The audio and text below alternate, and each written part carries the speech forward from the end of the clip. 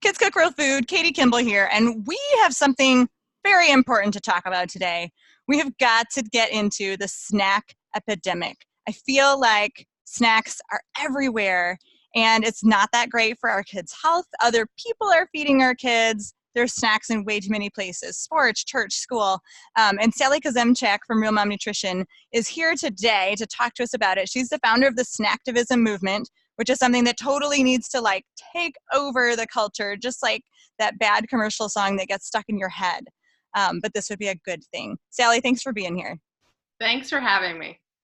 So we've got to talk about the snacking, which I know Sally realized when her oldest was in soccer for the first time. But Sally knows what she's talking about because she is a registered dietitian, and on Real Mom Nutrition, she's all about practical balance. You'll see jelly beans next to lentils. So you know this is a fuss-free zone, real mom, real kids who don't always eat what she makes. But I feel like the culture makes it harder for Sally and me and you to feed our kids healthy food with some fun cheats here and there because they're constantly trying to feed our kids. So Sally founded the SNACKTIVISM movement to bring a little sanity to after sports snacks and help other parents get the courage to speak up. So let's dig right in, Sally. How did SNACKTIVISM start? It started when my older son started playing soccer, and I noticed that parents and coaches were bringing all kinds of treats to the sidelines after the game. So cookies, cupcakes, donuts, chips, punch. We had a coach who actually brought all those things after every practice as well as all of the games. And it just felt overboard because I remember playing soccer and having orange slices on the sidelines. And so it was, I think, near the end of the season, and the kids were each had a cupcake in one hand and cookies in the other. And I just thought, what are we doing? What are we doing to our kids? Why are we doing this? Why, surely I'm not the only one bothered by this. So I kind of made a promise to myself that next season I would say something, I would speak up, and I would try to bring back the orange slices that I remembered. And so it just started from there. And every season after that, I would go to the coach before the season started. And I would say, hey, is it possible to go back to fruit and just water and save the treats for the end of the season celebration? And more often than not, the coach was totally on board. A lot of times I heard, fabulous, this is great, I've been thinking that too. I heard from a lot of parents who said, thank you for saying something. I haven't wanted to say something.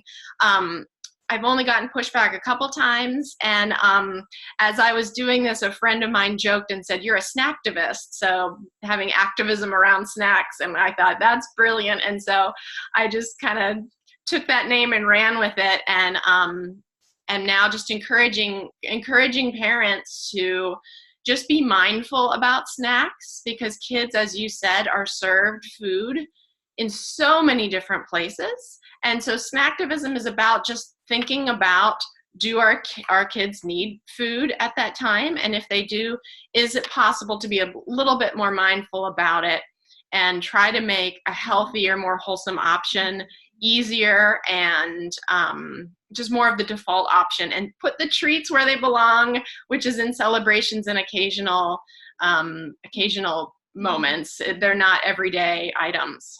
Thank you for saying that. Let's say that 57 times. Now, you have some letters after your name. You're a dietitian. Yeah. Did you use that when you approach these coaches? Because I really want to, help other people get involved too, but it's a little scary, I think, to speak up sometimes. I know it can be. And I know that the fact that I'm a dietitian I'm sure it helps. But I think any parent can appeal to a coach or a parent's practical side and say, you know what, is it possible that we could just bring some bananas? Is it possible we could just grab a bag of apples or a bag of clementines? Or in some cases, could we just sort of eliminate the snack, because it's one more thing for all the parents to do? Could we just not do a snack? We all do our own things at the end of the game, and then we have a big party at the end of the season. So sometimes it comes down to the practical nature of it. And so many parents have a million things on their to-do lists, and running to grab the snacks at the store at the last minute is something that I think everyone would appreciate not having to do. So that's another way you can approach it. If you feel like, who am I to say what we should be snacking on? Sometimes I hear that from parents, and, on the one hand, I understand what you're saying, but on the other, I think we can all agree that it's better for kids to be eating a banana than a cupcake in one hand and cookies in the other and a bottle of fruit punch on a regular basis. I have nothing against cookies, and as you said on my blog, I try to have lots of sweets and treats. I love sugar, and I don't keep my kids from those things. But when we're talking every week, after a sporting event, it just gets too much. Yeah, it really piles up. Now there will be naysayers out there. I'm amazed, honestly, that you only had a few pushback times. I've kind of had the opposite experience, but are you trying to get rid of snacks altogether at sports and school and VBS, like you big mean person, when people accuse you of that? I'm not the snack police. I'm not the sugar police. No, because I think, I talk a lot about children have small bellies. They need nourishment often between meals, and especially if they're not eating much at meals. So I completely understand. And I think snacks are also, like at preschool or VBS or our sports team, they're a way to share in community with each other. And I think it's a nice sort of tradition to sit down and enjoy that. But sometimes you don't need a snack, and sometimes we're just doing it because, well, that's what we did last season, or that's what we've always done. And so I think it's fair to question, do the kids need a snack? Gosh, they've been running around for 30 minutes. Do we need this big snack? Could we all just go home and feed our kids lunch, especially since a lot of these soccer games, at least, are in the morning, or maybe practices after school and kids are going to go home and eat dinner. So if we feed them this big snack of cupcakes and donuts, they're going to go home and not want to eat their dinner, and then all the parents are going to feel frustrated. So I think it's safe to question whether the kids need a snack, and if they do, think for a moment. Yes, it's easy to go buy packs of gummy fruit snacks or a dozen donuts through the drive-through. It is just as easy to run into the store and grab bananas or a bag of clementines. Bag of apples, sure, you have to wash them. That's about it. So sometimes it doesn't have to be this big elaborate fruit kebab situation, which is always, it's cute and it's fun, and take that to the party at the end of the season. The kids will love it. But bananas are cheap and easy, and it's amazing to watch kids at the end of a game dig into the bananas, dig into the slices of watermelon.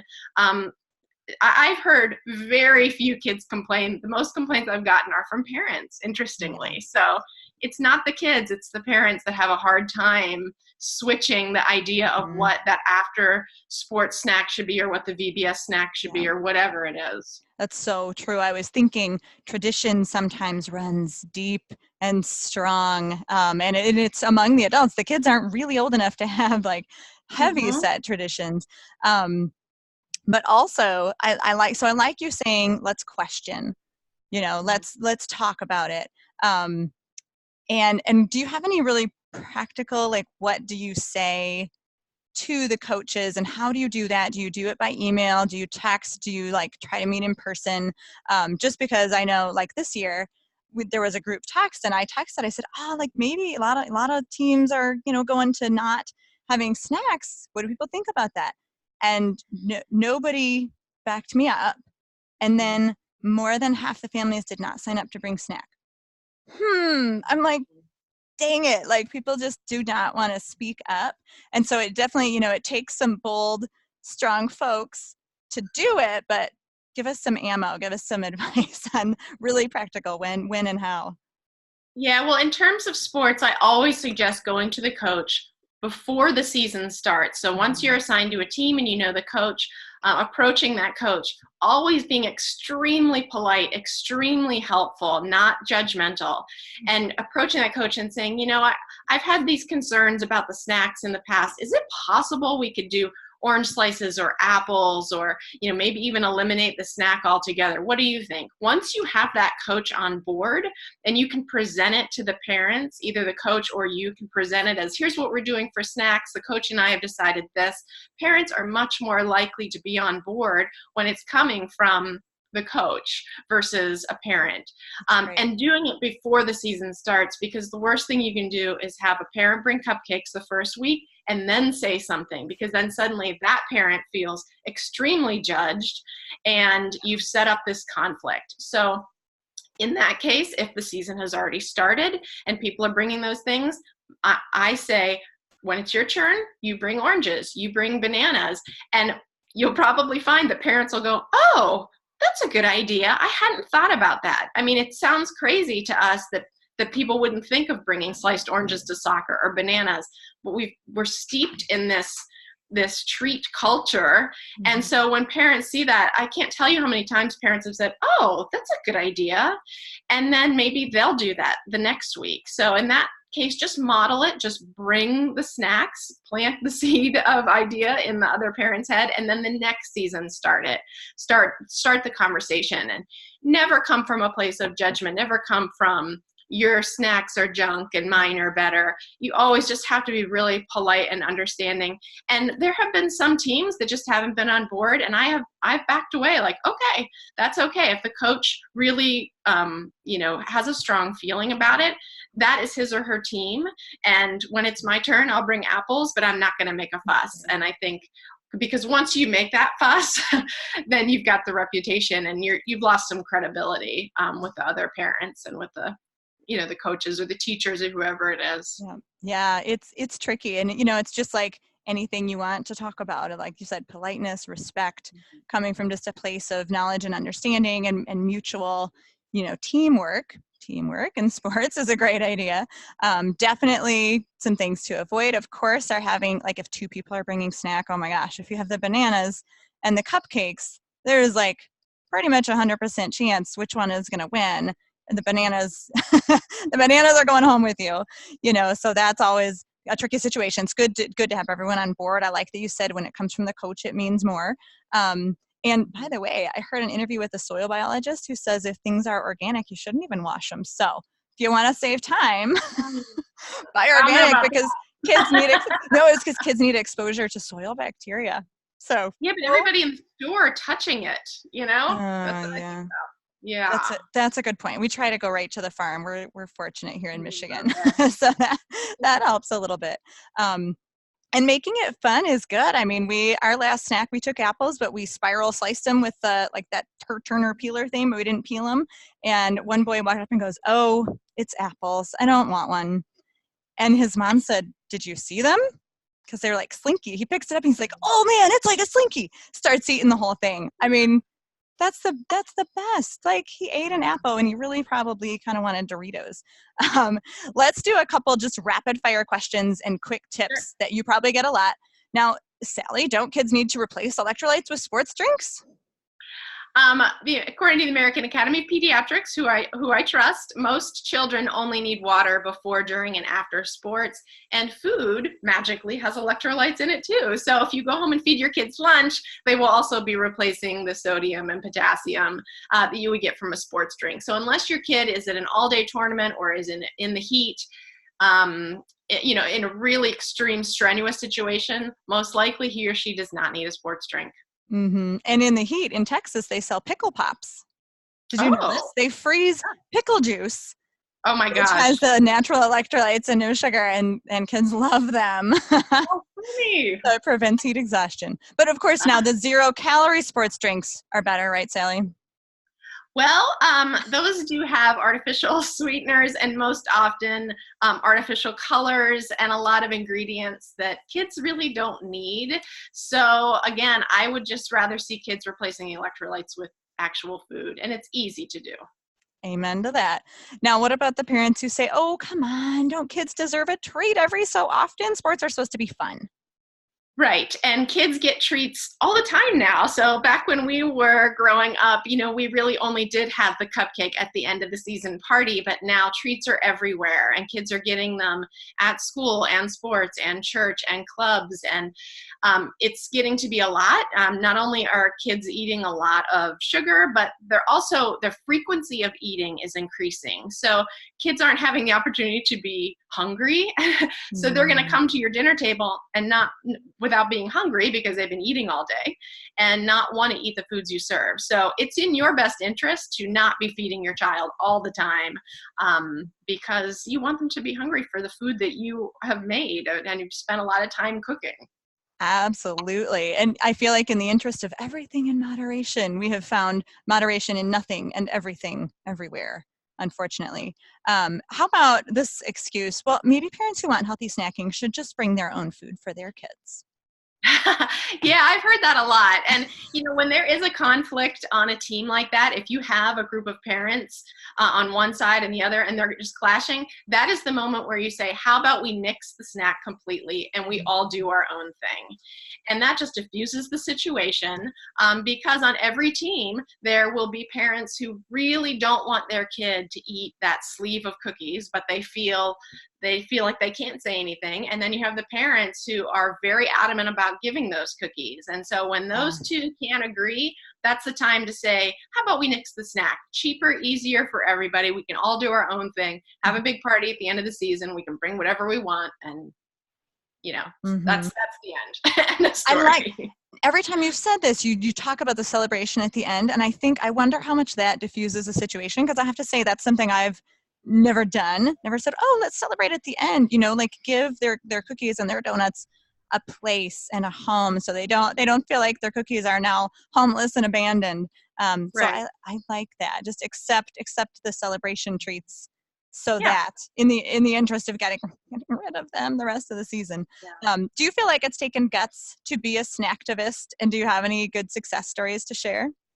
It does take guts. I try to make it really easy for people. I have a lot of free resources on my site, a lot of sample emails to coaches, sample emails to camp directors, FAQs, so that when you get that question like, but kids need sports drinks, you have an answer. You can say, well, the American Academy of Pediatrics says they don't.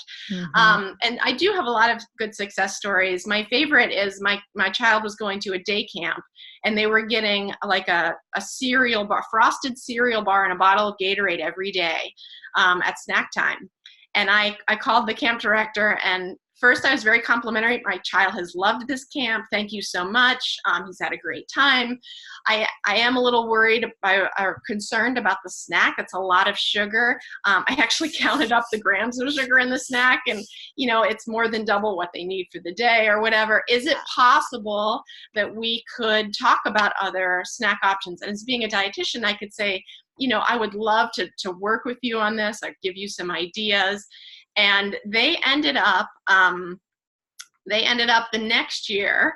I reached out to her, and she said, we have decided that parents are just going to pack the snack, because if we can't do it right, we shouldn't be doing it.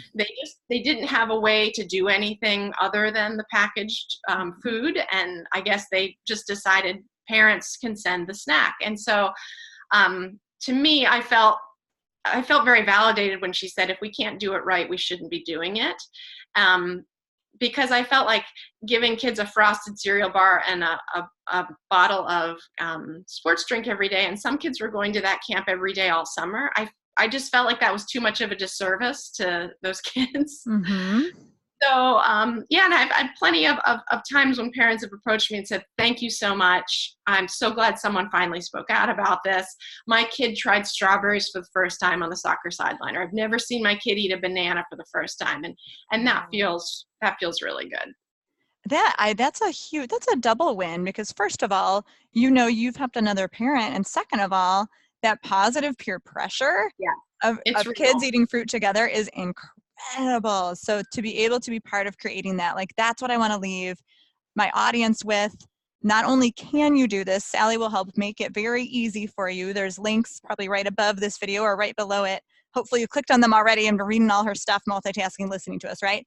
But you can actually help other kids be healthier. Like, the pendulum can shift in our culture, and it just takes a few people to speak up for what everyone's kind of thinking in the back of their heads. Thanks so much for your time today, Sally. Thanks for having me. All right, Snacktivists, charge forward. We're going to change the world here. I'm Katie Kimball for Kids Cook Real Food.